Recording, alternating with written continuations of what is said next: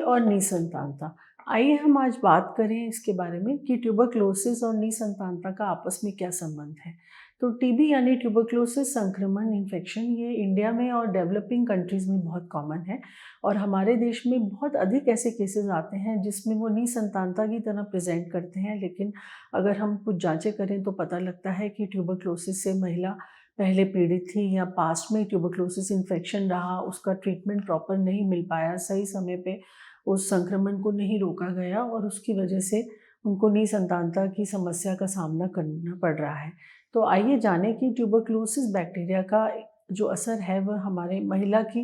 निसंतानता कैसे उसकी वजह से होती है और किन चीज़ों पे उसका असर होता है। तो सबसे पहले ये जानें कि टीबी का जो बैक्टीरिया है, अगर कभी किसी भी शरीर के भाग में ट्यूबरक्लोसिस हो सकता है। सबसे कॉमन पल्मोनरी ट्यूबरक्लोसिस यानी कि फेफड़ों का इन्फेक्शन होता है और अगर लंबे समय तक इस बीमारी से ग्रस्त है महिला और उसका ट्रीटमेंट अगर समय पे नहीं हो पाया तो ये इन्फेक्शन जो है वो फेलोपियन ट्यूब्स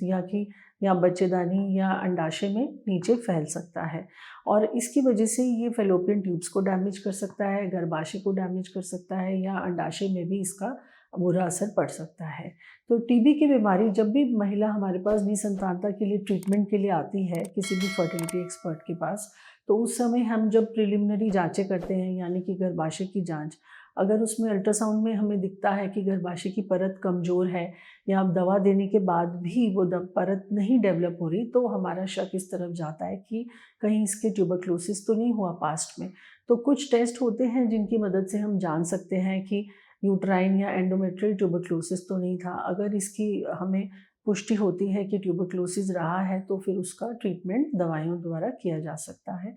सेकेंड जो है, टीबी का infection most common fallopian tubes को डैमेज कर सकता है। फेलोपियन ट्यूब जैसे कि हम जानें कि ये बहुत अहम भूमिका प्ले करता है प्रेगनेंसी में, क्योंकि फेलोपियन ट्यूब ही है जिसके अंदर एग का और स्पर्म का यानी कि भ्रूण का निषेचन फेलोपियन ट्यूब में होता है। तो अगर ट्यूब ब्लॉक होगी या फिर ट्यूब के अंदर अगर हेल्दी ट्यूब नहीं होगी तो भी वो प्रेगनेंसी ना होने में उसका एक मुख्य कारण हो सकता है। और ट्यूबरक्लोसिस जो है वो ट्यूब ब्लॉक होने का या ट्यूब के डैमेज होने का एक हमारी कंट्री में, भारत में बहुत बड़ा कारण है। तो इसकी भी जांच द्वारा पता लगाया जा सकता है और अगर ट्यूब डैमेज है या ब्लॉक्ड है तो पहले कुछ सालों पहले तक ऐसा था कि कोई ऑप्शन अवेलेबल नहीं था और ऐसे पेशेंट्स जो कि टीबी के पास्ट इन्फेक्शन की वजह से अगर ट्यूब्स खराब हो गई तो मां नहीं बन पाते थे, लेकिन अब आईवीएफ पद्धति की मदद से ऐसे पेशेंट्स इजीली प्रेगनेंसी कर सकते हैं।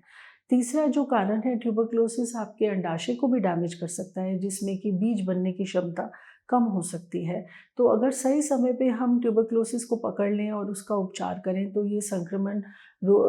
जल्दी समय पे अगर उसको हम रोकें तो ये सारी परेशानियों से बचा जा सकता है। और उसके बावजूद भी अगर इन्फेक्शन को ट्रीट कर लिया है फिर भी अगर निसंतानता की समस्या जो है वो हमारी हल नहीं हो पा रही है तो आईवीएफ की टेक्निक की मदद से हम इसमें लाभ उठा सकते हैं और प्रेगनेंसी हो सकती है।